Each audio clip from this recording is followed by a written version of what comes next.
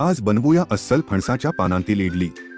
सुगंध, चव आणि परंपरेचा खास स्वाद। सगळ्यात आधी ताजी हिरवी फणसाची पानं स्वच्छ धुवून कोरडी करून घ्या। आता 2-3 पानं एकावर एक ठेवून शंकूसारखा वाटीसारखा आकार द्या आणि काडी टूथपिकने घट्ट पिन करून घ्या, म्हणजे कप नीट राहील। अशाच प्रकारे सगळे पानांचे कप तयार करून घ्या। हे कप जितके टाईट असतील तितकी इडली छान बसेल। कुकर स्टीमर मध्ये थोडं पाणी घाला, जाळी प्लेट ठेवा आणि हे पानांचे कप सरळ उभे लावून घ्या। आता तयार इडलीचं पीठ बॅटर घेऊन प्रत्येक कपमध्ये हळूच ओता, जास्त भरू नका, थोडी जागा ठेवा, कारण इडली फुगते। झाकण लावून 10 ते 12 मिनिट वाफवा। छान वास आला की समजा इडली तयार। थोड थंड झाल्यावर कप अलगद उचला आणि बघा, फणसाच्या पानांचा हलकासा सुगंध इडलीत मस्त उतरलेला असतो। ही इडली चटणी सांबार सोबत खायला एकदम परफेक्ट। व्हिडिओ आवडला तर लाईक, शेअर आणि सबस्क्राईब नक्की करा।